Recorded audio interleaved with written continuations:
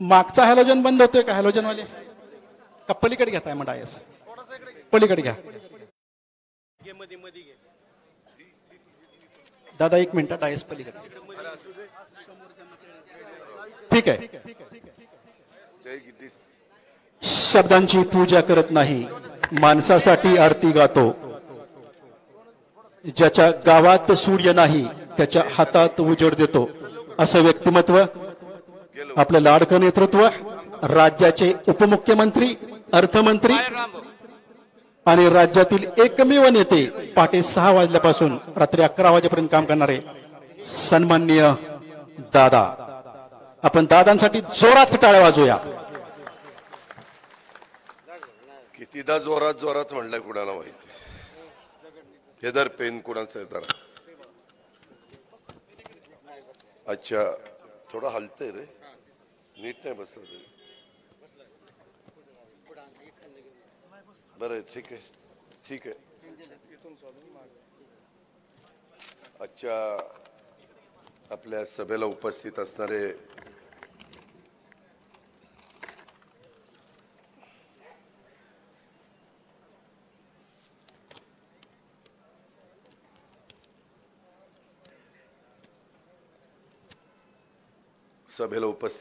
आपले बाळासाहेब तावरे, केशवराव बापू, पुरुषोत्तम दादा, प्रशांत काटे, सचिन सातव, पोपटराव गावडे, सुनील पवार, तानाजीराव देवकाते वाईस चेअरमन, तसंच संभाजीराव होळकर, आज या परिसरातले जमलेले माझे अमरसिंह दादा जगताप, रणजित तावरे, अविनाश गोपणे, तानाजीराव कोकरे, स्वप्नील जगताप, मंगेश जगताप, संदीप जगताप, अशोक जगताप, अशोक मुळीक, सतीश जगताप, बापूराव कोकरे, विलास कदम, JP जगताप, संपतराव जगताप, अप्पासाहेब रानबा जगताप, मोहनराव जगताप, विलासराव टेंगले, हनुमंतराव जगताप, धनसिंगराव जगताप, अनिल जगताप, शिवाजी काका जगताप, रोहित कोकरे, अरविंद जगताप, श्यामराव जगताप, पोपटराव घुले, सोपानराव महानवर, दिलीपराव कोकरे, डॉक्टर गोविंद कोकरे, अभय जगताप, भूषण जगताप, संग्राम जगताप, विलासप्पा जगताप, बाळासाहेब कोकरे, बाबा जगताप, राजू भोईटे, सचिन जगताप, नारायणराव कोकरे, संजय कोकरे, बाळासाहेब कोकरे, प्रमोद जगताप, चंद्रसेन जगताप, रामभाऊ कोकरे, राहुल कोकरे, सचिन दत्तात्रय जगताप, तुषार कोकरे, धनसिंग कोकरे, दिलीपराव साळुंखे, दादासाहेब कोकरे सावकार, सतीशराव कोकरे, ज्ञानेश्वर कोकरे, प्रवीण कोकरे, बलदेव कोकरे, उत्तमराव जगताप, अमित कोकरे, नारायणराव कोकरे, विकास जगताप, सूरज जगताप, शिवाजी कामगाळ, नरेंद्र जगताप, स्वप्नील जगताप, माऊली कोकाटे, भाग्यश्री दायगुडे, योग्यता कोकरे, रेखाताई सोनवणे, रेखाताई जगताप, अलकाताई जगताप, निशाताई शिंदे, अनेक माझ्या पंधारे पंचक्रोशीतील जमलेले विविध गावचे सरपंच, उपसरपंच, सर्व संस्थांच्यावरचे प्रतिष्ठित मान्यवर, पत्रकार मित्र, बंधू भगिनींनो, माझ्या तरुण मित्रांनो, बदिमाला काही तरुण सहकारी मुंबईला भेटायला आले होते. चंद्रशेखर ढाकळकर होते, सचिन जगताप, संदीप जगताप, गणेश जगताप, प्रमोद जगताप, आणि त्यांनी सगळ्यांनी सांगितलं की दादा तुम्ही आज बारामतीला येत आहे तर आम्हाला एक कार्यक्रम घ्यायचा आहे, आम्हाला शेतकरी मेळावा घ्यायचा आहे आणि त्या निमित्तानं विशेषतः आमच्या इथल्या काही सहकारी मित्रांचा आम्हाला सत्कार करायचा आहे. त्यांनी वेगवेगळ्या क्षेत्रामध्ये मिळवलेला नावलौकिक, आपल्या गावाचा वाढवलेला नाव आणि साहजिकच अशा प्रकारचं ज्यांचं काम असतं त्याचा गावकऱ्यांनी आमच्यासारख्यांना बोलून शाबासकीची थाप टाकली तर त्यांना एक वेगळा हुरूप येतो आणि इतरांच्याही मनामध्ये ईर्ष्या निर्माण होती की आपण पण काही असं केलं पाहिजे की समाजाच्या पुढं, गावच्या पुढं, सगळ्या लोकांच्या साक्षीनं आपला पण सत्कार व्हावा. आज नितीन पोपटराव जगताप उत्कर्ष ग्रुपचे भारतीय शुगर कन्सल्टिंग आणि शुगर इंडस्ट्री यांच्याकडनं best business of the year हा अवॉर्ड त्यांना नॅशनल लेवलचा मिळाला. नितीनची माझी तशी फार जुनेच ओळख, जुने संबंध, कारण मी पण नितीनला अनेक वेगवेगळ्या प्रकारची कामं विद्याप्रतिष्ठानची असतील, काही शुगर फॅक्टरीची असतील, काही कॉपरेटिव्ह शुगर फॅक्टरीची असतील, अशा वेगवेगळ्या मार्केट कमिटी बारामतीचं असेल, अशी वेगवेगळी कामं त्याने त्याच्या मेरिटवर घेतली. मी काही हे केलं नाही. आम्ही ज्यावेळेस टेंडर काढतो, कधी काम आदित्य तावरेला जातं, कधी काम करण वाघोलीकरांना जातं, कधी नितीनला जातं, कधी उद्धव गावडेला जातं, कधी बबलू खत्रीला जातं, कधी आमच्या प्रमोद जगताप साहेबाच्या वाडीचा त्याला जातं, कधी अनिल जगताप आपला बारामतीतला, असे खूप जणांची मी नावं घेऊ शकतो. आणि ते त्या पद्धतीनं कामं करत असतात. स्पर्धा होत असते. परवा पण मी एक टेंडर काढलेलं होतं, तर त्याच्यामध्ये शेवटी 28% बिलोनी ते टेंडर गेलं. चालत असतं, पण कार्यकर्ता आपला तयार होत असतो. आणि त्याच्यातनं खूप काही नितीननी शिकण्याचा प्रयत्न केलाय. नितीननी त्याच्यामध्ये नाव कमवण्याचा प्रयत्न केलाय, शेती चांगली करण्याचा प्रयत्न केलाय. मध्ये त्यांनी एक भूमिपूजन केलं होतं माझ्या शुभ हस्ते, परंतु नंतर करोना वगैरेचा काळ आल्यामुळे ते जरा थांबलं. नाहीतर त्याच्या डोक्यामध्ये इथं शेतीची घेतली. आपला पूल खिंड ओलांडल्यानंतर तिथं डाव्या बाजूला, पलीकडच्या बाजूला लोकांना जायला रस्ता पण नव्हता, पण तिथं त्याला सांगून जरा रस्ता वगैरे करून दिला, कारण फॉरेस्टमधनं लोक जाय करत होती. आणि त्याच्यामुळे त्याला आपण एक सत्कार करून त्याच्या पुढच्या वाटचालीच्या करता पण शुभेच्छा दिलेल्या आहेत. डॉक्टर राधे प्रदीप खलाटे MD, आपल्या पंढरे गावातला पहिला MD. म्हणजे तसं आपल्या गावाला परंपरा खूप मोठी, पण अजूनपर्यंत एवढे वेगवेगळे दिग्गज माणसं, काही कोर्ट झाले, काही आमच्या अर्थ विभागामध्ये कामाला होते, सेल टॅक्समध्ये कामाला होते, खूप जणांची नावं घेता येतील की त्यांनी आपल्या आपल्या परीनं आपल्या आईवडिलांचा नावलौकिक वाढवला, पंढरेकरांचा वाढवला, अनेक नाव कमवलं. परंतु अनेक डॉक्टर झाले, अनेक इंजिनियर झाले, अनेक CA झाले, परंतु कुणी वकील झाले, पण कुणी अशा पद्धतीनं MD झालेलं नव्हतं. त्याचे वडील डॉक्टर प्रदीप खलाटे यांचे आपल्या सगळ्यांचे जिव्हाळ्याचे संबंध, पण त्यांनी आपल्या मुलावर पण त्या आई वडिलांनी चांगले संस्कार केले, पती पत्नींनी प्रदीप खलाटे, आणि राधेला चांगल्या पद्धतीनं घडवण्याचं काम, संस्कार करण्याचं काम केलं. आणि त्याच्यातनं हा आपला सुपुत्र पंढऱ्याचा MD पर्यंत पोचलात. असंच त्यांनी चांगल्या पद्धतीनं पुढं काम करत राहावं आणि समाजाची सेवा त्याच्या हातून चांगली, गोरगरिबांना अतिशय नाममात्र दरामध्ये त्यांना उपचार करावेत. ज्यांची परिस्थिती चांगली आहे त्याच्याकडनं जास्त घेतलं तरी मला काही वाटणार नाही, पण गरीबाला मात्र त्यांनी निश्चितपणे मदत करावी, अशा प्रकारची अपेक्षा पण मी राधेकडनं व्यक्त करतो. त्याचंही मी कौतुक करतो, अभिनंदन करतो. कुमार अनंतराव लोखंडे आपलं MPSC मध्ये कनिष्ठ अभियंता म्हणून सार्वजनिक विभागामध्ये त्याला नोकरी लागलेली आहे. आता मोठ्या प्रमाणावर नोकर भरती आमची राज्य सरकारच्या विविध खात्याची चाललेली आहे.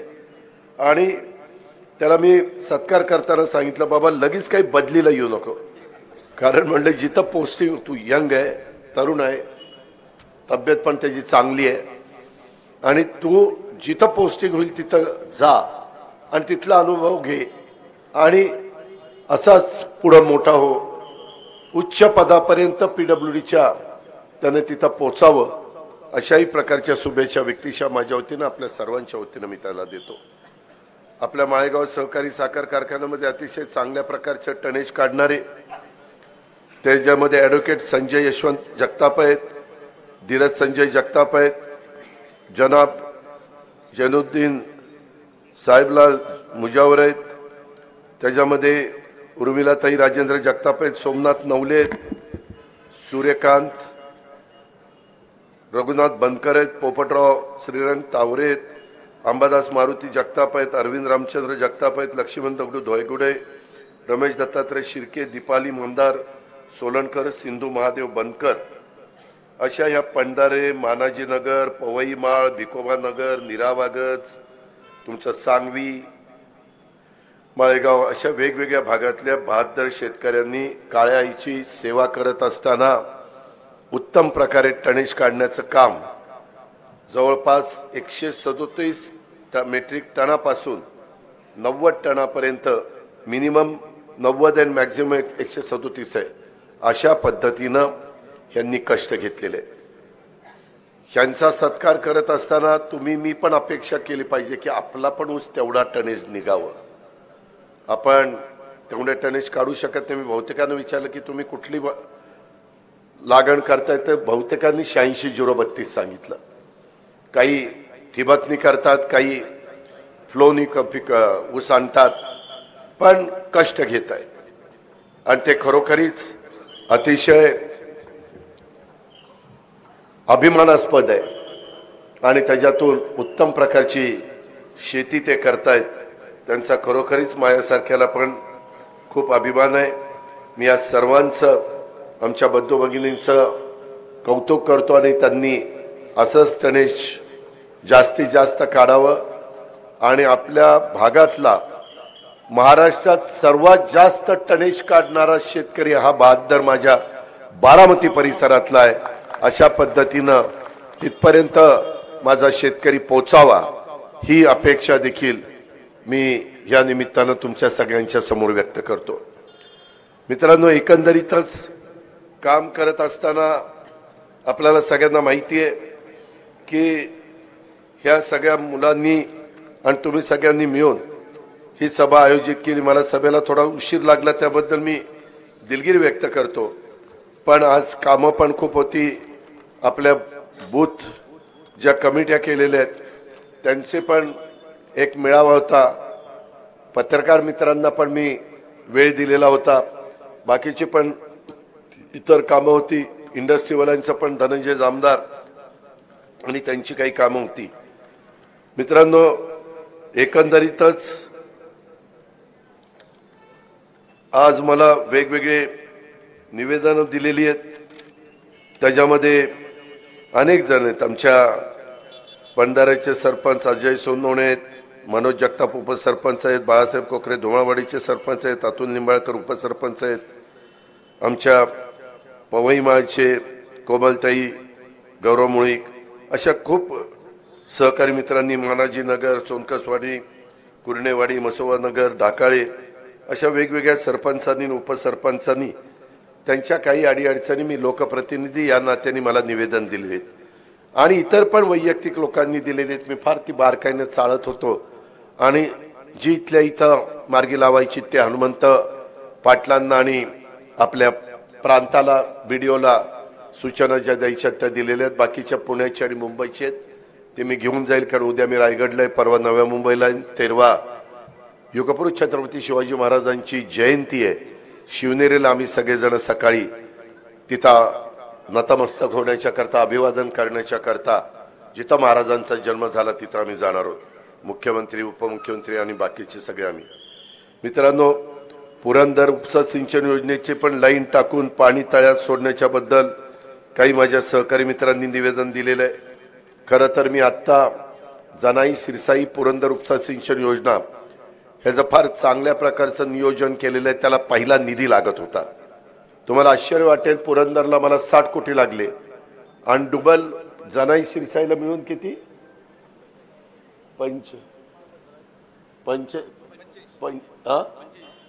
त्या दोन्हीचं का सगळे मिळून जनाई सिरसाईचे मिळून 85. पण त्याच्यामध्ये आम्ही सोलर पॅनलवर तिथं लागणारी वीज तयार करतोय आणि त्याच्यातनं लाईट बिल येऊ नये, पाणीपट्टी वगैरे काय असेल ती देता यावी. पाणीपट्टीच्या निमित्तानं पण बांधवांना मी शेतकरी बंधू भगिनींना सांगू इच्छितो की आपल्या इथं साधारण माझ्या माहितीप्रमाणे 10 पट दर वाढले होते, बरोबर ना, परंतु ते पुन्हा पूर्वपदावर 1 पटवर आणले. पहिल्या पदावर तुमच्या भागातला लोकप्रतिनिधी मंत्रिमंडळामध्ये असताना काय करू शकतो. तुम्हाला बऱ्याच जणांना प्रश्न पडलेला असेल की बाबा अजित पवारांनी मध्ये राजकीय भूमिका जुलैमध्ये घेण्याचं काय कारण आहे ते अनेकदा मी विशद केलेलं आहे. पण आपण सरकारमध्ये असल्यामुळं आपली जनाई, शिरसाई, पुरंदर ह्या योजनेला आपण निधी आणू शकलो, मंजूर करू शकलो. आता त्याची कामं सुरू होतील. त्याच्या पाईपलाईन काही ठिकाणी बदलायच्यात, पंप बदलायचेत, त्याच्या संदर्भामध्ये मोटारी बदलायच्यात. आपल्या नाझऱ्यापासून खाली सोनगावपर्यंत ते केटीवेअर आपण अतिशय चांगल्या पद्धतीनं नवीन टेक्निकचा वापर करून ते चांगला करण्याचा निर्णय घेतलाय. त्याला जवळपास 90-100 कोटी रुपये लागतात. मित्रांनो, 90-100 कोटी म्हणतात कशाला? आपण सरकारमध्ये असतं तर कुणी आपल्याला दिले असते, सरकारमध्ये नसते तर कुणी आपल्याला दिले असते. आज ह्या जनाई शिरसाईच्या बद्दल पण मध्ये काहींनी उपोषण केले, त्यांच्या मागण्या रास्त होत्या, त्यांना तो अधिकार आहे. परंतु त्याच्यातून मी मीटिंग घेतली आणि सगळे प्रश्न मार्गी लावण्याचं काम त्या बाबतीमध्ये केलं. ते पण सगळे माझ्याकडे आलेले होते आणि सतत अधिकाऱ्यांना घेऊन ज्याचा उल्लेख केशवराव जगतापांनी आपल्या भाषणामध्ये केला की बाबा लोकांची कामं करणं, एवढा एकमेव ध्यास डोळ्यासमोर ठेवून मी सातत्याने सकाळी 6 वाजल्यापासून रात्री उशिरापर्यंत काम करण्याचा प्रयत्न करत असतो. एकच ध्यास, आपल्या बारामतीचा सर्वांगीण विकास व्हावा, आपल्या पुणे जिल्ह्याचा सर्वांगीण विकास व्हावा, वेगवेगळ्या भागातले प्रश्न सुटावेत, वेगवेगळ्या भागातल्या अडचणी दूर करता याव्यात, वेगवेगळे पूल. आता काही काही ठिकाणी तर अजून पूल राहून गेलेले होते, परंतु कधी पाऊस जास्त पडला तर अडचण यायची, ते पण आपण रुंद करतोय. आता सगळा रस्ता मी 4 पदरी पार निरेपर्यंत नेणार आहे. काही ठिकाणी झालाय, काही ठिकाणी नाही झाला. पण माझी तुम्हाला विनंती आहे, तुम्ही खूप ठिकाणी डिवायडर करता, डिवायडर म्हणजे मधला डिवायडर ब्रेक करता. मी आता माळेगावातून आलो, 7 का 8 ठिकाणी ब्रेक केलाय. मग त्या डिवायडरचा उपयोग काय? आणि मग ऍक्सिडेंट होतात. मग पुन्हा मला निवेदन, दादा ऍक्सिडेंट झाला. आणि मग मी तुम्हाला आठवत असेल बाबांनो, मी भिगवण रोड केला. मी अनेकदा सांगितलं, माझ्या स्वतःच्या सहयोग सोसायटीला वळणार तिथं ब्रेक होता, तो देखील मी काढला. कारण सुरुवात आपल्यापासून केली तर लोक म्हणतील की बाबा सारखा सगळ्याला सारखा न्याय देतो. तसं आपल्या बाबतीमध्ये होत नाही. आणि माळेगावमध्ये पण खूप ठिकाणी ब्रेक दिलाय, पुढे आल्यानंतर पुढे पण अनेक ठिकाणी ब्रेक दिलाय.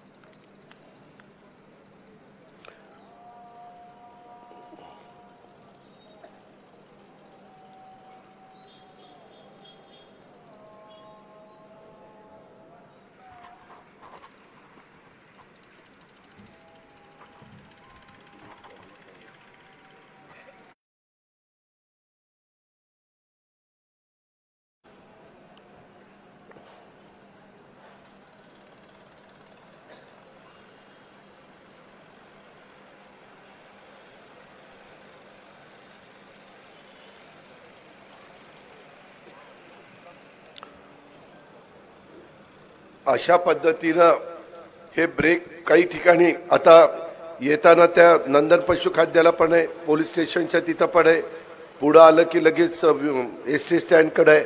असं करून नाही चालणार. इथं PWDचे जर अधिकारी असतील तर त्याची त्यांनी नोंद घ्यावी.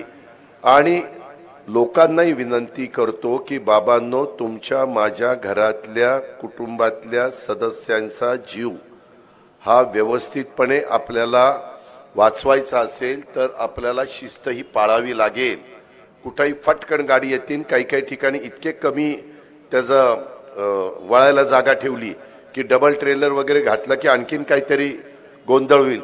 महाराष्ट्रात देशात काही पद्धत आहे. डिवायडर टाकल्यानंतर साधारण किती फुटावर ब्रेक असला पाहिजे, तर आपण इतकं जवळजवळ टाकतो, त्याचा मग काही डिवायडरचा उपयोग असायचं कारण नाही. ह्याची पण नोंद कृपा करून तुम्ही घ्या. आणि त्याच्यातनं अजून पुढचे जे काही ब्रिजेस आहेत, बाकीच्या सगळ्या गोष्टी आहेत, त्या अधिक रुंद करण्याचं माझा स्वतःचा प्रयत्न चालू आहे. तशा प्रकारचं काम मी करतोय. काही काही ठिकाणी छोटे पण पुलाची मागणी होती ते पण आम्ही कॅनॉलवर टाकून दिले. कॅनॉलवर अनेक ठिकाणी आपण ब्रिजेस टाकले. आपल्या नीरा नदीवर आपण मोठ्या प्रमाणावर पूल बांधण्याचं काम केलेलं आहे. अजूनही काही पुलांची कामं चाललेली आहेत. ही पण गोष्टीची नोंद आपण सगळ्यांनी ह्या निमित्तानं घ्यावी. त्याचबरोबर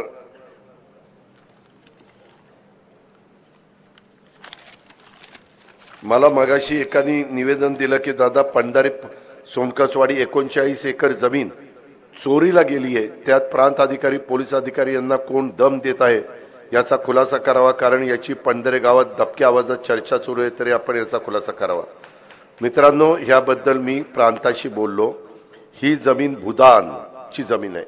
तुम्हाला आठवत असेल, फार पूर्वी जुन्या लोकांना आठवत असेल, विनोबा भावेंना मोठ्या प्रमाणावर अशा प्रकारच्या जमिनी महाराष्ट्रामध्ये देण्यात आल्या, ज्यात भूदान. तर ती जमीन आहे. ही जमीन पुण्यातील भूदान समितीनं एका कुटुंबास वाटप केली. त्या विरोधात काही लोक उच्च न्यायालयात रिट पिटिशन दाखल केलेले आहे. शासनाच्या वतीने सुद्धा आपण या वाटपाच्या विरोधात शपथपत्र दाखल केले आहे. सद्यस्थितीत उच्च न्यायालयात प्रकरण न्याय प्रविष्ट असल्याने फेरफार रद्द करण्याची कारवाई केलेली नाही, असं मला प्रांतांनी महसूल खात्याच्या अधिकाऱ्यांनी सांगितलेलं आहे. ह्याची नोंद घ्या. कधी कधी एकच बाजू ऐकता, दुसरी बाजू ऐकत नाही. कोर्टाच्या मध्ये जर एखादी मॅटर चालू असेल तर तो किती कुणीही मोठा असला छोटा असला तर सगळ्याला न्याय सारखा. ही संविधान बाबासाहेबांनी आंबेडकर साहेबांनी आपल्याला दिलेलं आहे आणि घटना त्यांनीच आपल्याला दिलेली आहे. ह्याची पण नोंद आपण घ्यावी. महात्मा ज्योतिराव फुले शेतकरी कर्ज योजनेमध्ये काही लोक राहिलेत असं लोकांचं म्हणणं आहे. त्याच्यामध्ये आता पुन्हा दिलीप वळसे पाटलांच्याकडे सहकार खातं आहे. मी आढावा घेत असतो मुंबईमध्ये. त्यावेळेस मी त्यांना सांगितलं की बाबा 50,000 रुपये जे वेळेत परतफेड करतात त्या काहींना अजून मिळाले नाहीत, ती काय लिस्ट असेल ती द्या, आम्ही ताबडतोब ते पैसे अकाउंटला वर्ग करतो. त्याचबरोबर महात्मा ज्योतिराव फुले शेतकरी कर्जमुक्ती योजना ही देखील आपण कुठली म्हणजे प्रोत्साहन योजनेचा लाभ कुणाला राहिला असेल आणि कागदपत्र व्यवस्थित असतील तर ते पण मी काम तुम्हाला त्या बाबतीमध्ये करून देतो. दुसरं एक, सोनकसवाडी येथील रेल्वे भूसंपादन नकाशावरील रेडी रेकनर मधील चुकीमुळे लगतच्या गटांना जादा आणि आम्हाला कमी दर मिळालाय. प्रांत एवढं हे तपासून घ्या. त्याच्यामध्ये आशा स्वयंसेविका, ह्या आशा स्वयंसेविकांनी तर जाईल तिथं नको नको केलंय. जाईल तिथं गुलाबी साडी. दादा, ही घ्या निवेदन. मुख्यमंत्री, उपमुख्यमंत्री, आमदार, मंत्री सगळ्यांना, अर्थात तो त्यांचा अधिकार आहे, लोकशाही पद्धतीनं त्यांना दिलेला आहे. पण मला त्यांना सांगायचं आहे की आम्हाला सरकार चालवत असताना मी 6 लाख कोटीचं बजेट देतो. बांधवांनो, भगिनींनो, आज आपला पगारावर खर्च जवळपास 2.25 लाख कोटी आहे. 2.25 लाख कोटी. त्याच्यामध्ये पेन्शन आलं, त्याच्यामध्ये सगळ्या प्रकारचे पगार आले, हा एवढा खर्च आहे. आणि हे सगळं करत असताना आम्ही तुमच्या कामावर रक्कम दिलेली आहे. मध्ये कुणीतरी परस्परच कुणाला विश्वासात न घेता काही जाहीर केलं असं कानावर आलं. वास्तविक तुमच्या आशा स्वयंसेविका असतील, गटप्रवर्तक असतील, त्याच्यामध्ये पूर्वी देण्यात येणारी काही रक्कम, मोबदल्यात काही वाढ, गटप्रवर्तकांना वेगळी आणि इकडे वेगळी, ह्याच्याबद्दल आमची मुख्यमंत्र्यांची सगळ्यांशी चर्चा झाली. आम्हाला सगळं राज्य चालवायचं असतं. आम्ही तुमचा ज्यावेळेस विचार करतो त्यावेळेस आम्हाला ग्रामपंचायतीच्या संगणक ऑपरेटरचा पण विचार करावा लागतो. आम्हाला अंगणवाडीमध्ये काम करणारी कार्यकर्ती मदतनीस तिचाही विचार करावा लागतो. कोतवालांचा विचार करावा लागतो. पोलीस पाटलांचा विचार करावा लागतो. बचत गटाच्या क्लस्टर कोऑर्डिनेटर ज्या असतात त्यांचा विचार करावा लागतो. CRP ताई असतात त्यांचा विचार करावा लागतो. एवढी मोठी ती यादी आहे. आणि हे सगळं करत असताना डेव्हलपमेंट पण झाली पाहिजे. आम्ही तुम्हाला वाढ करण्याच्या विरोधात आहे असं अजिबात नाही. मध्ये अंगणवाडींच्या भगिनींच्या बरोबर पण आम्ही चर्चा केली. त्यांना एक मोबाईल आणि काही पेन्शन आणि काही गोष्टी आम्ही मान्य केल्या. त्यांनी ऐकलं त्या कामाला आल्या आणि त्यांनी कामाला सुरुवात केली. अशा स्वयंसेविका गटप्रवर्तकांमध्ये एकनाथराव शिंदेच्या ठाण्यामध्ये गेल्या, तिथं त्यांना भेटल्या, जाईल तिथं त्या भेटतात. बहिणींनो, तुम्ही आमच्या बहिणीच आहेत, त्याबद्दल दुमत असायचं काही कारण नाही, पण कारण नसताना तुम्ही हे ताणू नका तुटेपर्यंत. आम्ही देखील 1-2 पावलं मागे सरकतो, तुम्ही 2 पावलं मागे सरका आणि मार्ग काढून द्या. मी त्याच्यामध्ये तुम्हाला मुख्यमंत्री उपमुख्यमंत्र्यांशी बोलून सगळं काही सहकार्य करायला तयार आहे, त्याबद्दल तीळमात्र शंका बाळगू नका. पण हे आम्हाला असंच पाहिजे असं म्हटलं तर नाही चालत. कधी अनेकदा काही ठिकाणी मागण्या होतात, ते 10-12 मागण्या देतात आणि मग त्याच्यातल्या काही थोड्याशा मान्य केल्या जातात, काही सांगितलं जातं की ही मागणी आम्हाला मान्य करता येणार नाही, असं आपण पुढे माग सरकतो. तसा विचार माझ्या अशा स्वयंसेविकांनी केला पाहिजे. मी शिवजयंती झाल्यानंतर दुसऱ्याच दिवशी आमचं 1 दिवसाचं अधिवेशन आहे, मुंबईतच आहे. ते अधिवेशन घेण्याचं कारण देखील आपल्याला माहिती आहे की समाजामध्ये वेगवेगळे घटक, आम्हाला आरक्षण मिळालं पाहिजे ही भूमिका मराठा समाजाची आहे, ही भूमिका धनगर समाजाची आहे, ही भूमिका लिंगायत समाजाची आहे, ही भूमिका वेगवेगळ्या घटकाची आहे. त्या संदर्भामध्ये आंदोलनं चालली, ती आपण पाहिली. त्याच्यामध्ये स्वतः राज्याच्या मुख्यमंत्र्यांनी छत्रपती शिवाजी महाराजांची शपथ घेऊन सांगितलं की मी राज्याचा प्रमुख या नात्याने ह्याच्यातनं मार्ग काढतो. मागास आयोगाचं नेमणूक करण्यात आली, त्यांनी आजच सकाळी मुख्यमंत्री उपमुख्यमंत्र्यांकडे अहवाल दिला.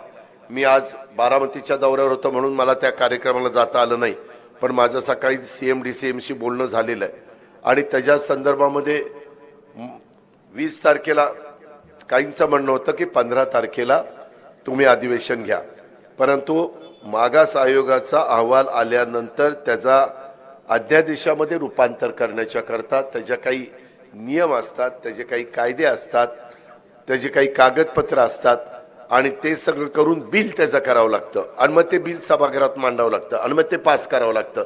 अशी ती प्रोसिजर आहे. मागे देखील एकदा झालेलं होतं, परंतु ते टिकलं नाही.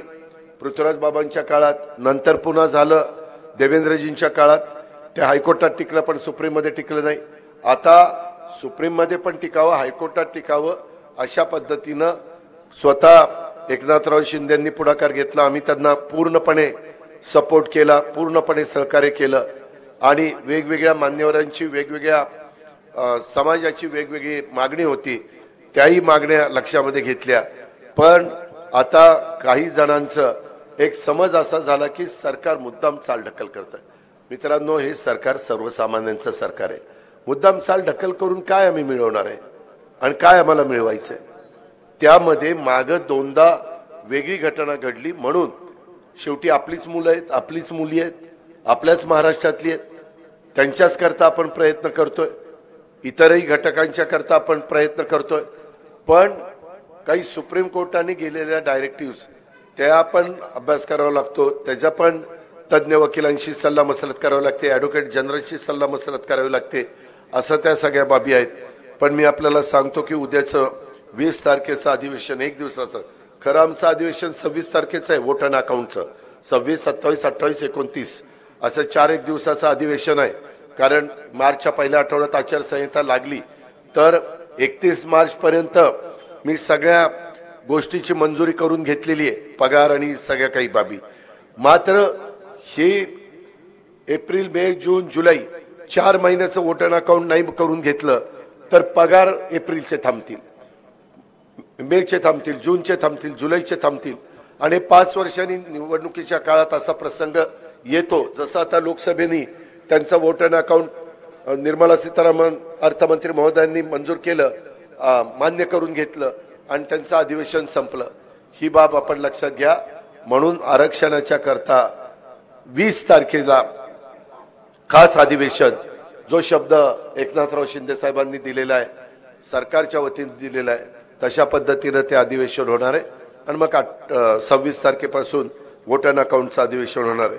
त्याच्यामुळं आपण काही वेगळा त्याच्यातनं अर्थ काढू नका, वेगळा गैरसमज करू नका. आम्ही अनेकांना विनंती केली किंवा हे चाललेलं आहे, हे नियमात बसण्याच्या करता आपण करतोय, उपोषण आता करू नका.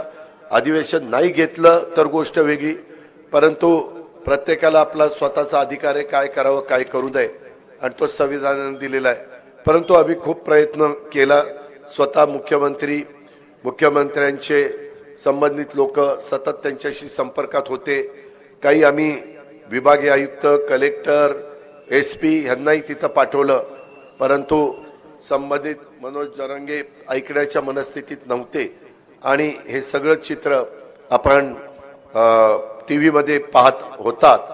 त्याच्यामध्ये कुणालाही त्याच्यात त्रास व्हावा अशा प्रकारची भावना मित्रांनो अजिबात राज्य सरकारची नव्हती. ही पण बाब मी या निमित्तानं आपल्याला सगळ्यांना सांगतो. मित्रांनो, आज कालवा सल्लागार समितीच्या संदर्भातली मी माहिती घेतली. आपला उन्हाळा व्यवस्थित जावा असा माझा प्रयत्न आहे. तुम्ही सगळ्यांनी मला सहकार्य करा.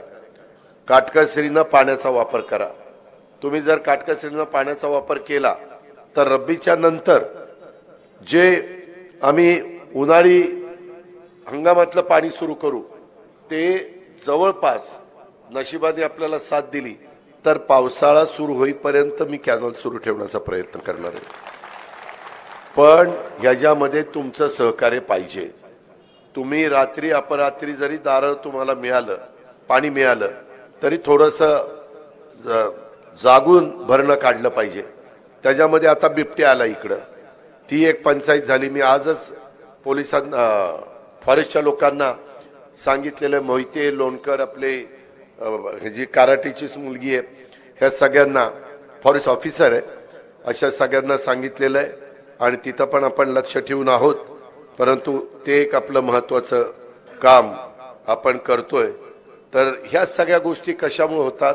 आपण सरकारमध्ये आहे म्हणून होत आहे. जनाई असेल, शिरसाई असेल, अजून काही पाण्याच्या बद्दलचं माझं काम चाललेलं आहे.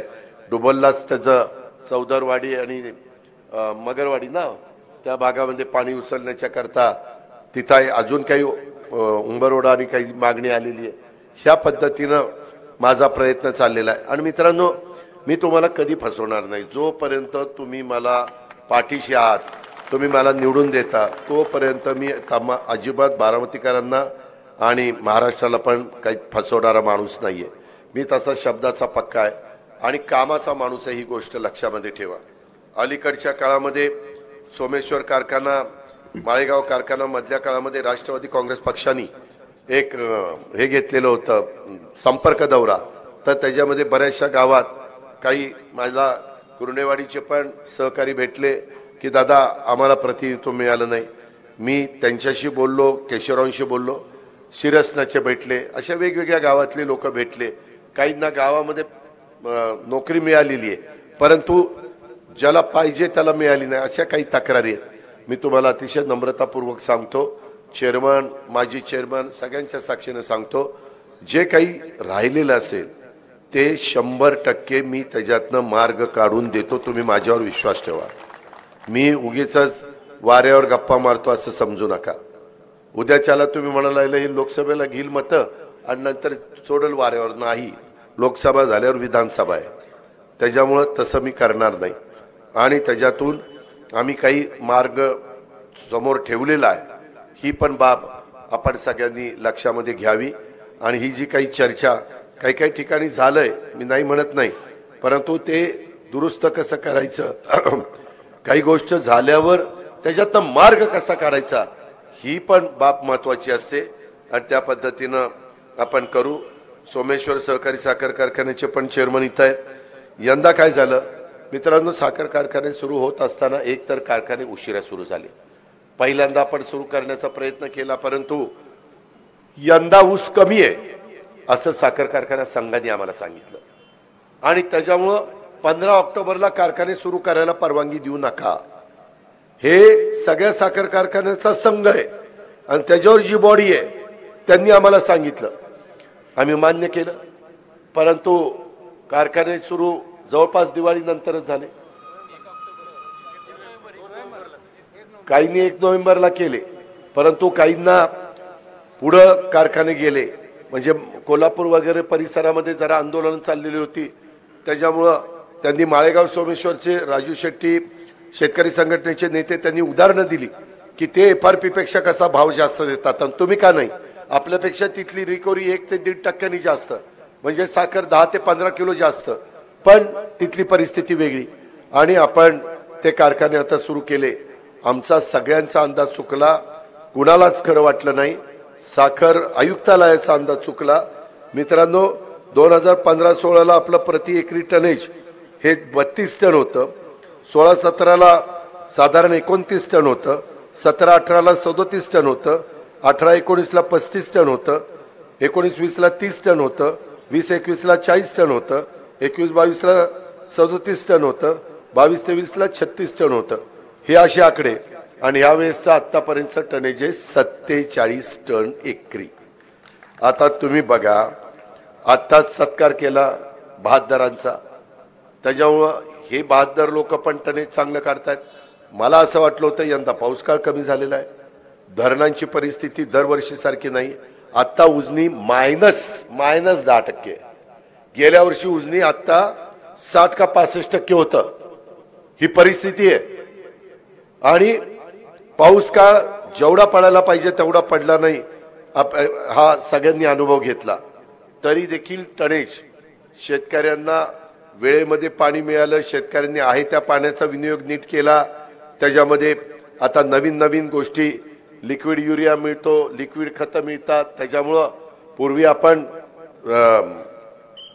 19 10 26 अशा प्रकारची खतं बांधणीला टाकून द्यायचो. ती बऱ्याचदा पाण्यातच पडायची. आता ठिबकनी डायरेक्ट पाण्यातनं खतं देतात. ह्या सगळ्या गोष्टीमध्ये बदल झाला. पूर्वी आपण सर्रास पाचट जाळायचो, आता शिवाजीराव आपण पाचट जाळत नाही. जेपी आपण पाचट आता गाडतो कुट्टी करून. त्यांनी पण आपल्या जमिनीचा पोत सुधारायला लागलेला आहे. अशा काही गोष्टी झाल्या नाही असं म्हणता येणार नाही. आणि लोकांना पण 2 पैसे मिळतात म्हटल्यानंतर लोकही जास्त लक्ष द्यायला लागलेत. कोण ढेंचा करून गाडतोय, कोण ताक करून गाडतोय. ह्या सगळ्यामुळं ही परिस्थिती आहे. मी आता सोमेश्वर कारखान्याच्या चेअरमनला सांगितले 1 टन देखील गेटकेन घेऊ नका. त्यांनी पूर्ण गेटकेन बंद केलेला आहे. माळेगावला मात्र तसं नाही. माळेगावला काही प्रमाणामध्ये गेटकेन घेतल्याशिवाय त्या बाबतीमध्ये चालणार नाही, कारण माळेगावचं कार्यक्षेत्र फार थोडं आहे. मग गेटकेन नाही घेतला तर आपला कारखाना लवकर बंद होईल. लवकर बंद झाला तर टनेज कमी होईल. टनेज कमी झालं तर कोजन कमी होईल. कोजन कमी असताना मळी कमी होईल. मळी कमी झाली तर इथे अल्कोहोल कमी होईल, RS कमी होईल, EN कमी होईल. हे असं ते सगळे चक्र आहे. काही जण वेगळ्या पद्धतीनं आंदोलनाची भाषा करतात आणि वेगळ्या मध्ये आपले हे पण म्हणजे वाहतूकदार पण त्यांनी पण काही भूमिका मांडली. तो त्यांचा अधिकार आहे, मी त्याच्याबद्दल काही बोलणार नाही. परंतु प्रत्येकाचं दुखणं, मध्ये आपले तोडणी वाहतूक करणारे बैलगाड्यावाले त्यांनी संप केला होता. तिथं वाढ देताना किती टक्के दिली? 34%. आजपर्यंत एवढी दिली नाही. आणि ते मला तर इतका राग येतो हे वाढ देतात त्याचा, कारण ती वाढ कारखान्याचं नुकसान होत नाही, शेतकऱ्यांच्या FRP मधनं ती वाढ कट करतात. आप्पासाहेब, ते तुमच्या आलेल्या उसातनं तोडणी वाहतूक ही सगळी वजा होते. त्याच्यामुळं 34% वाढ झाली. त्याच्यामध्ये कारखाना डायरेक्ट सभासदाला सांगतो की तुझा ऊस आणायला वाहतुकीचा खर्च इतका आला, तोडणीचा खर्च इतका आला, इतके कट.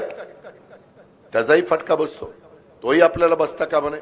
अशा सगळ्या गोष्टी आहेत. तर मित्रांनो, तुम्ही मला 30-32 वर्ष ह्या सगळ्या बाबीमध्ये आमदार म्हणून निवडून दिलेला असल्यामुळं मी पण त्याच्यात अभ्यास करत गेलो, मी पण अनुभव करत गेलो.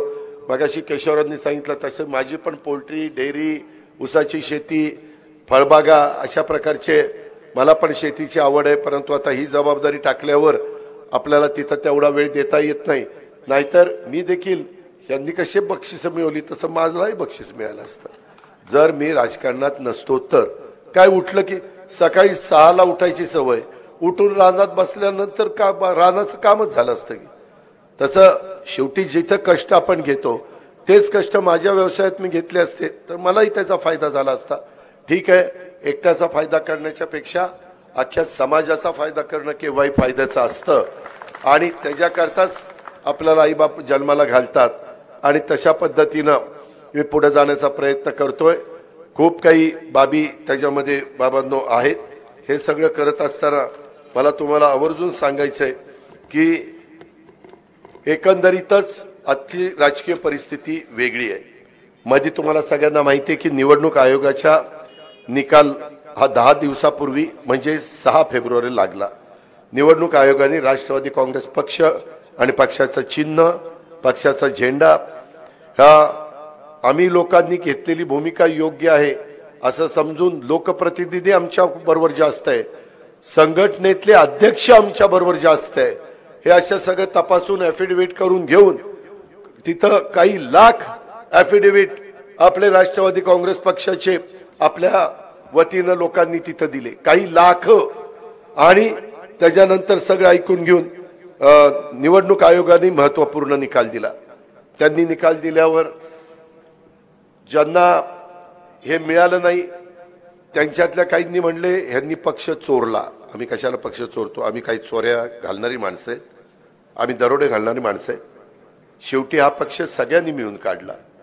आम्ही खारीचा वाटा त्यावेळेस उचलला ना, परंतु भुजबळ साहेब, संगमा, तारिक अनवर, पदमसिंह पाटील, विजयसिंह मोहिते पाटील, मधुकर पिचड ह्या अनेकांनी त्याच्यामध्ये जीव ओतून काम केलं.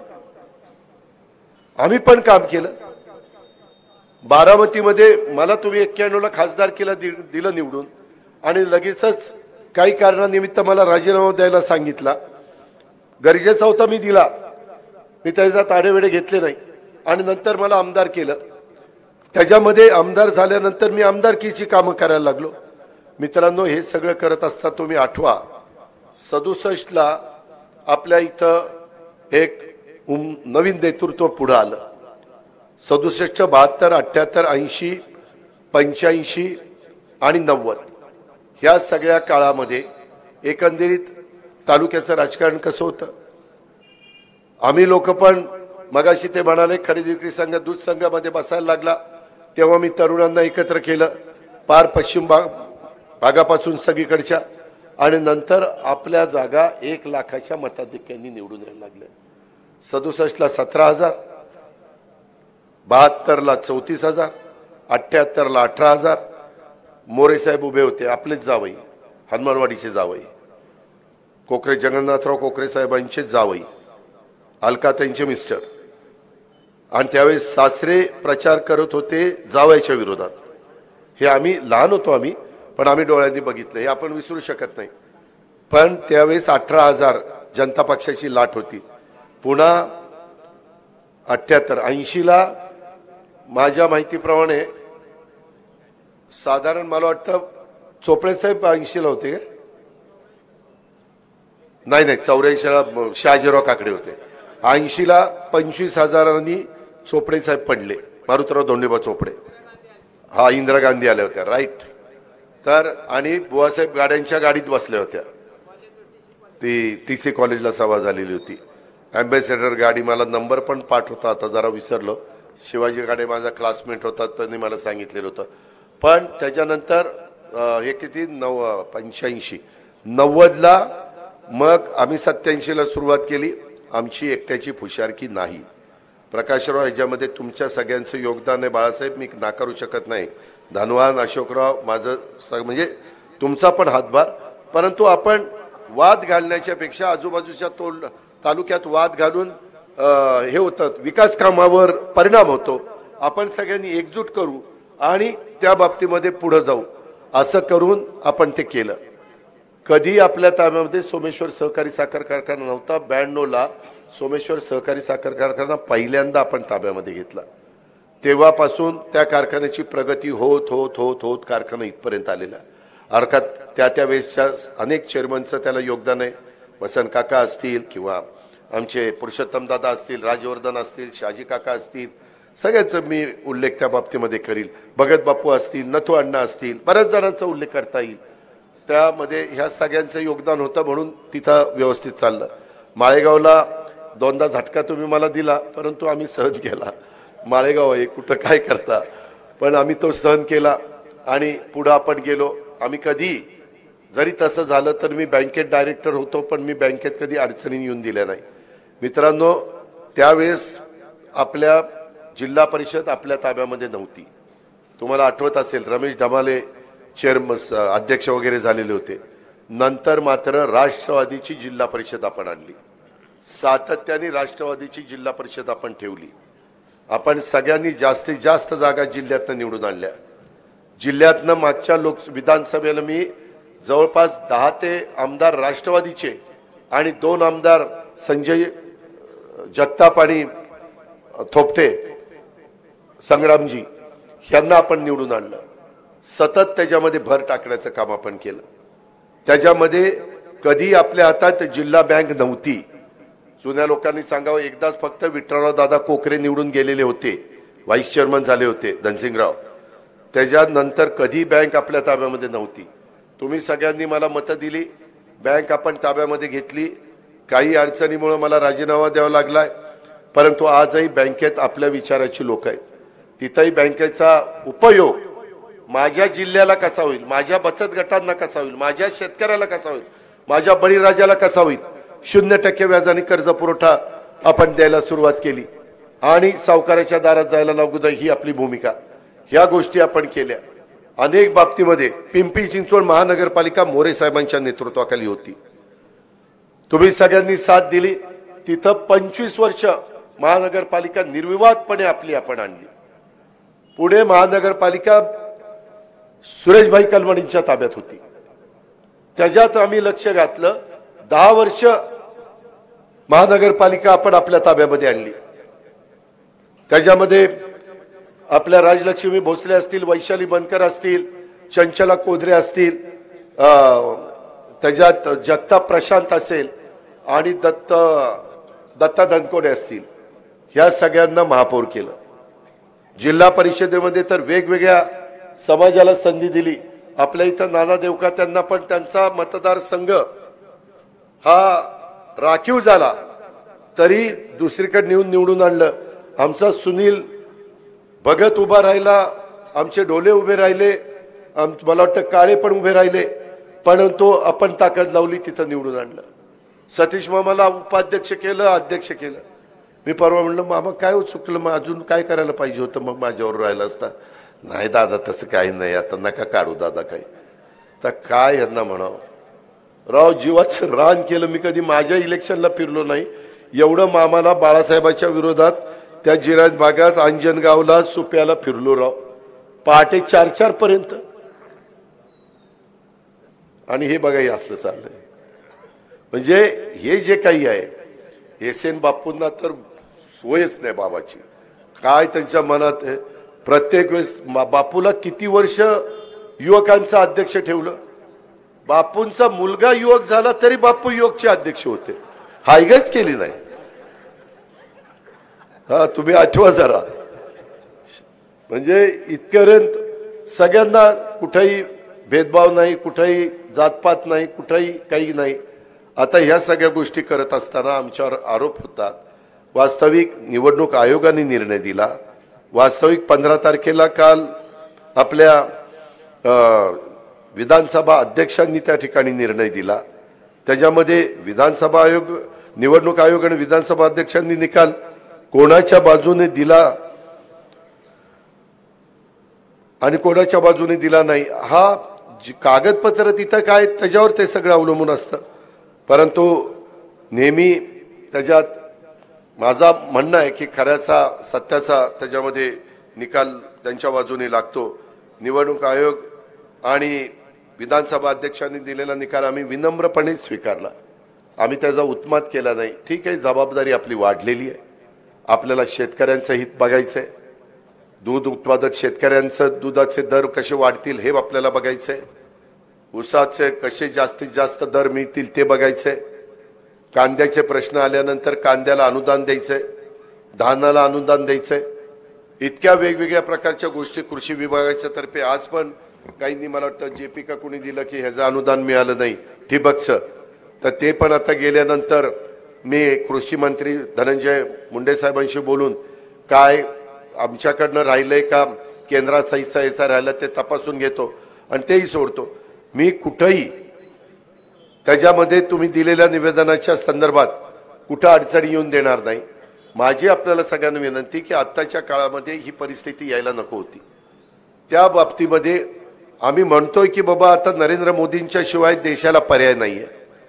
तुम्ही बघा ते कुठलं इंडिया का काहीतरी काढलं होतं, इंडियाच का, इंडिया आघाडी.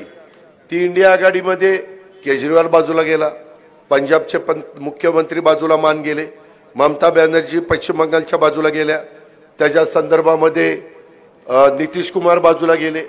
नितीश कुमार तिकडनं सोडलं पार इकडंच यांच्याबरोबर सरकार केलं. त्याच्यामध्ये अनेक लोक, मी किती नावं घेऊ, फारुख खूप नाव आहेत बाबा. आणि अजून तर पुढे दिवस जायचेत, अजून काय काय होईल सांगता येत नाही. परवा अशोकराव चव्हाण 2दा मुख्यमंत्री होते, ते त्या ठिकाणी गेले म्हणजे भाजपमध्ये. आज अशोकरावांचा नांदेड आणि आपल्या हिंगोलीमध्ये वट आहे, त्याच्यामध्ये त्यांचा विचाराचे आमदार ते जास्तीत जास्त त्या ठिकाणी आणतात. अरे कुत्र कोणी सोडलं बघा बाबा तिच्या आईला. त्यामध्ये ह्या सगळ्या गोष्टी इथं होत आहेत. मित्रांनो, मी आपल्याला सांगतो, मी तुमची कामं इतके वर्ष का करू शकलो, तर मला तुमच्यामुळं सरकारमध्ये जाण्याची संधी मिळाली. 5-5 वेळेला मी उपमुख्यमंत्री झालो. आमदारांचा रेटा हा वरिष्ठांना असायचा. मी ह्यावेळेस विरोधी पक्ष नेता होत नव्हतो. तुम्ही विचारा सगळ्या आमदारांना, आमदारांनी लेखी पत्र दिलं, अजित पवार विरोधी पक्ष नेताच केला पाहिजे, आम्ही दुसऱ्याला स्वीकारणार नाही. त्याला माझा दोष आहे. भुजबळ साहेबांनी, मुश्रीफ साहेबांनी, दिलीप वळसे पाटलांनी सगळ्यांनी सांगितलं अजितला करा. आता जर लोकशाहीमध्ये मी नको म्हणत असताना ते करतात, मला नाईलाजाने स्वीकारावं लागलं. आणि स्वीकारलेली जबाबदारी मी चांगल्या पद्धतीनं पार पाडण्याचा मनापासूनचा प्रयत्न करतो. त्याच्यानंतर देखील मागं मला सांगितलं की आपल्याला भाजपबरोबर जायचं, पुन्हा काय झालं कोणाला माहिती. आता म्हणले त्यांना सोडायचं, आता शिवसेनेबरोबर जायचं. बरं म्हणलं शिवसेनेबरोबर. त्याच्यामध्ये तिथं गेल्यानंतर पण मी पहिल्या काळामध्ये मंत्रिमंडळात नव्हतो, परंतु पुन्हा आमदार म्हणले की अजित पवारला उपमुख्यमंत्री केलं, कारण मी आमदारांना सांभाळतो म्हणजे काय, त्यांची कामं करतो, त्यांनी आणलेले प्रश्न सोडवतो. त्याच्याकरता ते माझं स्वतःचं काम समजून मला अधिकारी रिस्पेक्ट देतात. मी अधिकाऱ्यांचा मान ठेवतो. मी अधिकाऱ्यांना वेडवाकडं बोलत नाही. अधिकाऱ्यांना योग्य पद्धतीनं त्यांचा मान सन्मान ठेवला आणि कामं करून घेण्याची पण हातोटी असावी लागते. उद्याच्याला तुमचा फोन गेला तर अधिकाऱ्याला तुमचा रिस्पेक्ट वाटला पाहिजे. फोन गेल्यावर अधिकाऱ्यांनी यायला ह्याचा फोन आला का तोडून टाकायचा, बंद करायचं, असलं नाही झालं पाहिजे. पण काही जण सत्ता असताना अशी मस्तीत वागतात की अधिकारी नंतर सत्ता त्याची गेली की अधिकारी त्याला चेंबरमध्ये देखील बोलवत नाही. अशी उदाहरणं मी स्वतः महाराष्ट्रात बघितलेली आहेत, आणि त्याकरता मित्रांनो, शेवटी सगळ्यांनी मिळून मिसळून काम करायचं असतं. ही समाजाची भूमिका असते आणि त्या भूमिकेतनं आम्ही पुढं गेलेलो आहोत. आणि उद्याच्या काळामध्ये आता महायुतीमध्ये कसे कसे जागा वाटप ते आम्ही राष्ट्रवादी काँग्रेस, शिवसेना आणि भाजप आणि मित्रपक्ष आठवले साहेब वगैरे आम्ही सगळे बसून त्या बाबतीमध्ये ठरवू. पण मी आपल्याला सगळ्यांना सांगतो की ह्यावेळेस नेहमीसारखी परिस्थिती नाहीये. काही जणांचा जीव वरिष्ठांवर राहणार. कामाचा माणूस म्हणलं तर माझ्यावर पण तुमचं प्रेम आहे. आता काय करायचं, त्याच्या संदर्भामध्ये केंद्रातल्या योजना आणायच्या म्हटलं तर केंद्रामध्ये केंद्राच्या विचाराचा खासदार निवडून गेला पाहिजे. जर खासदार विरोधी पक्षाचा निवडून गेला तर काही काम करू शकत नाही. भाषण करू शकतो, खोटं नाही सांगत, पण विकासाचं काम जसं आम्ही 1 वर्ष, तुम्ही काही पदाधिकाऱ्यांना विचारा, 1 वर्ष आपली सत्ता नव्हती, आता जून ते जुलै 1 वर्ष, त्यावेळेस बऱ्याचशा अडचणी यायच्या, अनेक कामाचा गती मंदावलेली होती. बऱ्याचदा तुम्ही सगळेजण निवेदन द्यायचा, मी प्रयत्न करायचो, परंतु अडचणी यायच्या. शेवटी प्रत्येकाचा काळ असतो, त्या काळातच कामं होतात आणि त्याच्यामुळे ही कामं करायची म्हटलं तर माझं तुम्हाला स्पष्ट मत आहे की आता एकंदरीत मी सकाळी पण सांगितलं, अलीकडं साधारण आमच्या वरिष्ठ ह्यांचा घरामध्ये थोडंसं रिस्पेक्ट असल्यामुळं उद्या मी उभ्या केलेल्या उमेदवाराला मी आणि माझ्या घरातली 2-4 लोक सोडली तर कुणी त्यांचा प्रचार करणार नाही. सगळी माझा परिवार माझ्या उलटा प्रचार करणार आहे. आता माझा परिवार हा सगळा आहे. त्यांनी उलटा प्रचार केला म्हणजे मी आज 30-32 वर्ष घास घासली. एक हनुमंतराव तुम्ही असल्यावर बाकी कोणाची गरजच नाही. एवढा भारदस्त माणूस माझ्या मागे उभा राहिल्यावर काय कुणाच्या बाला बी घाबरतोय. मित्रांनो, गमतीचा भाग जाऊ द्या, परंतु एकंदरीत ही परिस्थिती आहे. काही जण भावनिक करण्याचा प्रयत्न करतील, काही जण आणखीन काही सांगतील. मी आपल्याला सांगतो की मला बारामतीकरांनी मी उभ्या केलेल्या उमेदवाराला निवडून द्यावं लागेल, कारण आज ह्या राष्ट्रवादी काँग्रेस पक्षाचं राष्ट्रीय पातळीवर नेतृत्व मी करतोय. राज्यामध्ये देखील आज मी त्याच्यामध्ये पुढाकार घेतोय. भुजबळ साहेब आहेत, सुनील तटकरे आहेत, प्रफुल्ल पटेल आहेत, धनंजय मुंडे आहेत, दिलीप वळसे पाटील आहेत. त्याच्याबद्दल कुणाचं दुमत असल्याचं काही कारण नाही. बाबा आत्राम आहेत, संजय बनसोडे आहेत, आपले आदिती तटकरे आहेत, त्याच्यामध्ये अनेक मान्यवर आहेत. पण माझी तुम्हाला विनंती आहे की त्याच्यामध्ये शेवटी माझ्या विचाराचा खासदार हा चांगल्या मताधिक्याने, मी इंदापूरमध्ये पण जाणार, मी दौंडमध्ये पण जाणार, मुळशी बोरवेल्याला पण जाणार, पुरंदरला पण जाणार, आणि काम होण्याच्या करता तुम्हाला उद्याच्याला मतदान करायचं का काम न होण्याच्या करता करायचं. आज तर कहर केला, चूक झाली त्यांची, माणसाकडनं चूक होती, परंतु आपला एक कार्यकर्ता आहे आणि त्याची आई वारली. त्यांनी सांगितलं तो कार्यकर्ताच वारला. मी सकाळी त्याला भेटून आलो. ते म्हणले राजेंद्र धगड्यांच्या दुःखद निधनानिमित्तानं मी त्याला भेटायला गेले. असं नका करू, कारण 15-17 वर्ष आम्हीच सगळं कामं त्या ठिकाणी केलेली आहेत. आज 15-15, 17-17 वर्षात तुम्ही आलेख पुढे आणा की मी माझ्या 92 ते 2024 पर्यंत किती कामं केलेली आहेत. 91 ते 2024 मागच्या काळामध्ये किती कामं झाली.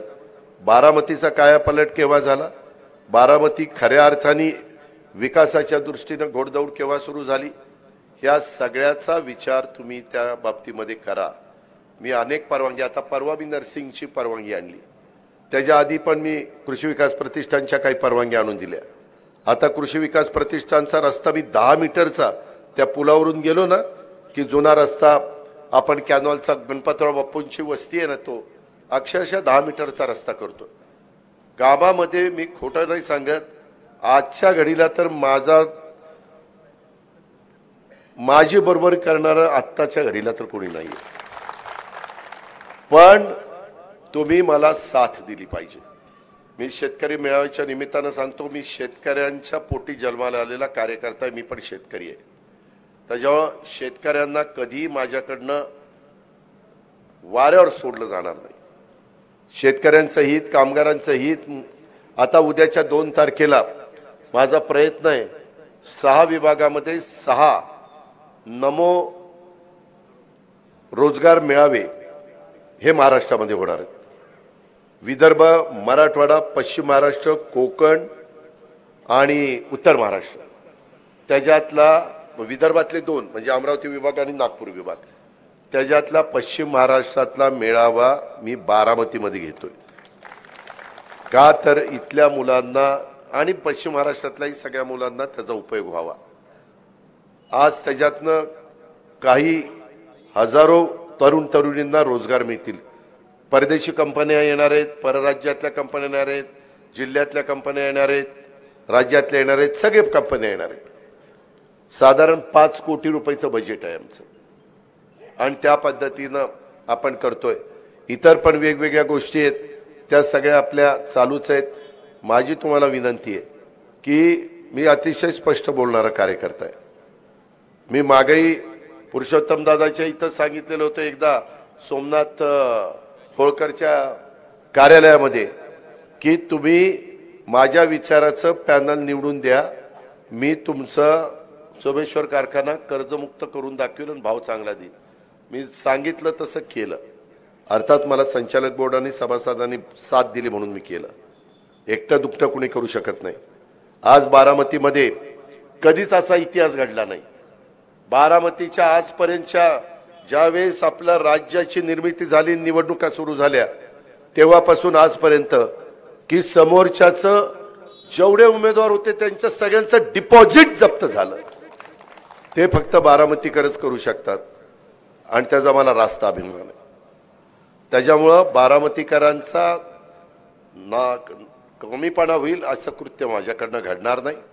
त्याच्यातून तुम्ही उद्याच्याला आम्ही उभा करू त्या खासदाराला विजयी केलं पाहिजे, तर मी पुढं विधानसभेला उभा राहील. मी खरंच तुम्हाला सांगतोय. मी नाहीतर खुशाल, मी जर मला साथच देणार नसतील तर मला माझा प्रपंच पडलाय, मला माझे धंदे पडलेत, मी कशाला हे करतोय. थांबा थांबा ते मत इलेक्ट्रिक मशीन मध्ये दिसू दे वादा. त्याच्यामध्ये कुठल्याही परिस्थितीमध्ये हे तुम्हाला आता निर्णय घ्यायचा आहे. पंढरेकरांनो, पवईमाळच्या लोकांनो, मानाजीनगर असेल, माझा कुर्णेवाडी असेल, माझा सोनकसवाडी असेल, सगळ्या भागातल्या धुमाळवाडी असेल, विकोबा नगर असेल, सगळ्या पंचक्रोशीतल्या, की आपण काय करायचं. कारण मी इतकं जर काम करून तुम्ही कोणी जर तुम्हाला आता वेगवेगळे मान्यवर येतील, भावनिक बनवण्याचा प्रयत्न करतील. तुम्हाला भावनिक बनायचंय का तालुक्याचा चाललेल्या विकासाची गती अशीच चालू ठेवायची आणि पुढच्या पिढीचं भलं करायचंय, हे आपण ठरवायचंय. मधी नीरा नदीला पाणी नव्हतं. केशवराव, तुम्ही मला कितीदा फोन केले रात्री. मी त्यांना म्हणलं की तुम्ही बोबाटा करू नका, मी बरोबर काय करायचं ते करतो. काही जण फार आंदोलन बिंदोलन करायला निघाले. आता आंदोलन करून पाणी येणार आहे. मी म्हणलं की जरा सबुरीनं घ्या, मी करतो काय करायचं ते. आणि त्या पद्धतीनं तरी आत्ता गाडगेवाडीला जरा पाणी कमीच आहे. मला सकाळी गाडगेवाडीचे काही लोक भेटले. मित्रांनो, ह्या पद्धतीनं बारामती शहराचा सर्वांगीण विकास चालू ठेवायचा असेल, आपल्या बारामती ग्रामीण भागाचा कायापालटाची गती अशीच चालू ठेवायची असेल, तर माझा दावा आहे. तुम्ही म्हणाल काय उर्मट सारखं बोलतो, माझ्याशिवाय तुम्हाला पर्याय नाही. पण तुम्ही जर ठरवलं की बाबा आता ह्याला बास झालं तर बास, आपलं काही म्हणणं नाही. पण परत तुम्ही किती सांगितलं तर मी अतिशय हट्टी माणूस आहे. मी शब्दाचा पक्का आहे. मी माझ्या पद्धतीनं पुढच्या गोष्टी करणार. ही बाब सगळ्यांनी लक्षामध्ये घ्या. आणि आत्ताच्या काळामध्ये हे सगळं करत असताना बारामतीतला तालुक्यातल्या जिरायत भागाचा पाणी प्रश्न, जनाई शिरसाई, पदमसिंह पाटील त्या खात्याचे मंत्री होते. मी त्यांच्या मागे लागून लागून लागून लागून ते त्याच्यावर सह्या घेतल्या. त्याच्यामध्ये अक्षरशः त्यावेळेस पुरंदरची उपसा योजना तर मीच त्याला मंजुरी दिली. बारामतीमध्ये मेडिकल कॉलेज हे अलीकडच्या काळात आलं. बारामतीमध्ये परवा आयुर्वेदिक कॉलेज अलीकडच्या काळात आलं. काल बारामतीमध्ये शासकीय नर्सिंग महाविद्यालय हे पुण्यश्लोक अहिल्यादेवी होळकर बारामती शासकीय महाविद्यालयामध्ये आपण सुरू करतोय. त्याच्यामध्ये 2 दिवसापूर्वी जी 6 ठिकाणी शासकीय नर्सिंग महाविद्यालयांना परवानगी दिली गेली 14 फेब्रुवारीच्या मीटिंगमध्ये. मित्रांनो, तुमच्यामुळं मी उपमुख्यमंत्री होतो. कॅबिनेटला अर्थमंत्री म्हणून माझ्याकडे सहीला फाईल येते. त्याच्यामध्ये नावं बघायची, आपलं नाव नाही दिसलं की नाव टाकायचं, सही करायची, चाललं पुढं. ही त्याच्यातलं कसब आहे. त्यामुळं माझी तुम्हाला विनंती आहे की या सगळ्याचं आज नर्सिंग कॉलेजच्यासाठी 100 विद्यार्थिनींची संख्या असणार आहे. त्याला पॅरामेडिकल क्षेत्रात करिअर करू इच्छिणाऱ्या माझ्या मुलींना निश्चितपणे त्याचा फायदा होणार आहे. आणि त्याच्यातून एक चांगल्या प्रकारची रुग्णसेवा आता बारामतीमध्ये देखील एक म्हणजे आरोग्याचं हब झालेलं आहे. त्या पद्धतीनं मेडिकल हब झालेलं आहे. तर बारामती तालुक्याच्या सर्वांगीण विकासावर आपला भर आहे. आपलं एसटी स्टँड पण आपण बघितलंय. उद्याच्याला आपलं रेल्वे स्टेशन पण आपल्या विचाराचा खासदार आणा, मी असं रेल्वे स्टेशन करून टाकील की तुम्ही म्हणाले आयला ही काय केली आहे. म्हणजे मी नुसतं बोलत नाही, मी त्या ठिकाणी कृती करत असतो. पुढच्या आठवड्यामध्ये मी अर्थसंकल्पाच्या पण बद्दल बोललो. राज्याचं हित, सर्वसामान्यांचं हित, त्यांचं कल्याण हे आपल्या पक्षाची भूमिका आहे. शिवाजी महाराज, शाहू फुले आंबेडकर यांच्या विचारांनीच हा पक्ष मी जोपर्यंत तिथं अध्यक्ष आहे तोपर्यंत मी चालवणार आहे. मी कधीही भेदभाव करणार नाही, जातीय सलोखा ठेवण्याचाच प्रयत्न करणार. कधी समाजामध्ये तेढ निर्माण होईल अशा प्रकारचं कृत्य हे आमच्याकडनं तर कधी होणारच नाही. परंतु इतर कोणी करण्याचा प्रयत्न करत असेल तर तो प्रयत्न आम्ही हाणून पाडू. मित्रांनो, आत्ताच येताना गाडीमध्ये मी बातम्या ऐकत होतो, कुठंतरी दगडफेक झाली. तिकडे भास्करराव जाधवांनी, उबाटाचे आमदार आहेत, त्यांनी काहीतरी भाषणात कुणाबद्दल तरी टीका टिप्पणी केली. मग निलेश राणेंनी तिथं आज सभा घेतली, तिथं काहीतरी झालं. अशा पद्धतीनं शिवराळ भाषा वापरून खालच्या पातळीवर जाऊन म्हणजे कमरेखालचे वार करून काही उपयोग नसतो. आपण ती बाब आजपर्यंत सांभाळलेली आहे. आजपर्यंत आपल्या सगळ्या संस्था आपल्या विचारांच्या मार्गदर्शनाखाली चाललेल्या होत्या, म्हणून आज त्या चांगल्या चाललेल्या आहेत. अजूनही त्याच्यामध्ये आपल्याला भर घालायची आहे. त्या संदर्भामध्ये ह्या सगळ्या इंडिया आघाडीचा फुगा देखील फुटलेला आहे. त्याच्यामध्ये तेच खाजगीत म्हणतात की आता आमचं काही खरं नाहीये. आणि अखिलेश यादवनी देखील उत्तर प्रदेशमध्ये त्यांनी सांगितलं की मी एवढ्याच जागा देईल, काँग्रेसला घ्यायच्या असेल तर घ्या, नाहीतर माझा मी स्वतंत्र लढणार. म्हणजे अखिलेशने ती भूमिका मांडली, नितीश कुमारने ती मांडली, फारुख अब्दुल्लाने ती मांडली, ममता बॅनर्जींनी ती मांडली, त्याच्या संदर्भातली केजरीवालनी ती मांडली, माननी ती मांडली. मान म्हणजे पंजाबचे मुख्यमंत्री. मायावतीचं म्हणजे कदाचित त्याही स्वतंत्र असतील. ही सगळी पार्श्वभूमी आहे. त्याच्याकरता आपल्या विचाराचा सत्ताधारी पक्षाला साथ देणारा खासदार हा उद्याच्या काळामध्ये निवडून गेला पाहिजे. देशाचा मोड हा आज तरी मोदींच्या बाजूनी आहे आणि मोदींच्या नेतृत्वाखाली देशाचा विकास होतोय. $1 ट्रिलियन. मोदी साहेब ज्यावेळेस $5 ट्रिलियन देशाची अर्थव्यवस्था करतात. मी पण अर्थमंत्री तुमच्यामुळे 7-8 वर्ष आहे. त्याच्यावर मला पण, मुख्यमंत्र्यांना पण आणि उपमुख्यमंत्र्यांना पण, आम्हाला तेही $5 ट्रिलियन अर्थव्यवस्था होईल त्यावेळेस आपली $1 ट्रिलियन अर्थव्यवस्था महाराष्ट्राची त्या ठिकाणी झाली पाहिजे. हा आमचा सगळ्यांचा कटाक्षाने प्रयत्न आहे. आणि त्याच्यातनं खूप वेगवेगळ्या पद्धतीनं लोकांना रोजगार निर्माण होतात. आपलं विजन क्लिअर आहे. कधी आपण कोणाला वाऱ्यावर सोडत नाही. सर्व घटकांना बरोबर घेऊन आपण त्या ठिकाणी पुढे चाललेलो आहे. पक्षाच्या ध्येय धोरणांशी, विचारांशी कधी आपण त्या ठिकाणी तडजोड करणार नाही. महाराष्ट्राचा विकास, पुणे जिल्ह्याचा विकास, बारामतीचा विकास हा आपला अजेंडा आहे. त्या अजेंड्यामध्ये कुठल्याही प्रकारचा बदल होऊ शकत नाही. आणि माझं काय झालंय, मला पहिल्या 5 वर्षाचा अनुभव, दुसऱ्या 5 वर्षाचा अनुभव, प्रत्येक वेळेस त्याच्यात भर पडत गेली आणि त्याच्यावर कामं कशा पद्धतीनं मंजूर करायची ह्याची फार मोठी नॅक ही मला समजलेली आहे. आणि त्याच्यामुळं आपल्याला ह्या सगळ्या विकास पाहायला मिळतोय. राज्याच्या विकासासाठी सर्वांना बरोबर घेऊन आपल्याला काम करायचं आहे. स्वर्गीय यशवंतराव चव्हाण साहेबांच्या विचाराचं काम, त्या सुसंस्कृत महाराष्ट्राची निर्मिती आणि समाजातल्या वंचित, दुर्बल, प्रगतींचा विचार करणारं काम आपल्याला सगळ्यांना करायचं आहे. मी मगाशीच, तुम्ही काही जण असाल काही जण नसाल, परंतु मुलींना 8 लाखाच्या आत उत्पन्न ज्यांच्या आई वडिलांचं आहे त्या मुलींना, कुठल्याही जाती धर्माची ती मुलगी असो, त्या सगळ्यांना तिचं शिक्षण मोफत करण्याचा आपण निर्णय घेतलेला आहे. मोफत. त्याच्यावर आता गरिबाची मुलगी असेल, तिला मेडिकलला जायचं असेल तर तिचा खर्च सरकार करणार. तिला इंजिनिअरिंगला जायचं असेल, इतके दिवस मागासवर्गीय आणि आदिवासी आणि काही प्रमाणामध्ये इतर घटकाला त्याचा बेनिफिट मिळत होता.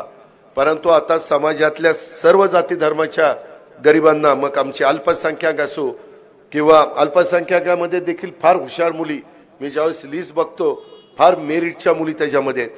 असा फायदा ह्या आपल्या महायुतीच्या सरकारने केलेला आहे. संघर्ष करणं, संकटाशी लढणं हा राष्ट्रवादीचा धर्म आहे आणि त्या पद्धतीनं नव्या दमाच्या कार्यकर्त्यांना काम करण्याची संधी ही मी इथून पुढच्या काळामध्ये देण्याचा प्रयत्न करणार आहे। हे वर्ष निवडणुकीचं वर्ष आहे, त्याच्यावर नेटाने आपल्याला सगळ्यांना काम करावं लागणार आहे। राष्ट्रवादीचा विचार घराघरामध्ये पोहोचवण्याचं काम आपल्याला सगळ्यांना करावं लागणार आहे आणि ते करण्याच्या करता तुमच्या सगळ्यांच्या आशीर्वादाची गरज, तुमच्या सगळ्यांच्या पाठिंब्याची गरज।